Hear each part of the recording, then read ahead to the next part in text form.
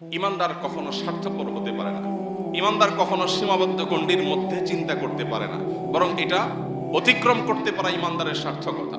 মুহতারাম হাজিরিন, আজ বড় বেশি প্রয়োজন সেই সাহাবায়ে কেরামের চেতনার।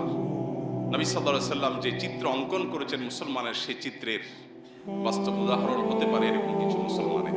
এরকম কিছু মুসলমান যদি আজ পৃথিবীতে তৈরি হয়, তাহলে আবারও মুসলিমের সেই গৌরব, মুসলমানদের সেই শৌর্যবীর্য, মুসলমানদের সেই ঐতিহ্য, সেটা আবারও উদ্ধার করা সম্ভব। এবং সবচেয়ে বড় কথা হলো, আল্লাহ রাব্বুল আলামিনের কাছে আমার প্রিয় পাত্র হওয়া, আমার আখিরাতকে নিজের করে নেওয়ার এর চেয়ে শর্টকাট এবং সংক্ষিপ্ত কোনো উপায় নাই। যে ব্যক্তি তার জীবনের মায়া ত্যাগ করে, তার কাছে দুনিয়ার মোহ কোনো বিষয়। যে ব্যক্তি তার জীবনের মায়া ত্যাগ করতে পারে, তার কাছে পার্থিব ছোটখাটো স্বার্থ এগুলো কোনো বিষয় হতে পারে না। তাকে পৃথিবীতে কেউ পরাজয় করতে পারে না যে মৃত্যুকে ভয় করে না, বরং যে মৃত্যুকে আলিঙ্গন করবার জন্য, মৃত্যুকে ওয়েলকাম করার জন্য যে অপেক্ষা করে, সে ব্যক্তিকে কখনো কেউ পরাজিত করতে পারে না। সে মানসিকভাবে সবচেয়ে সুখী।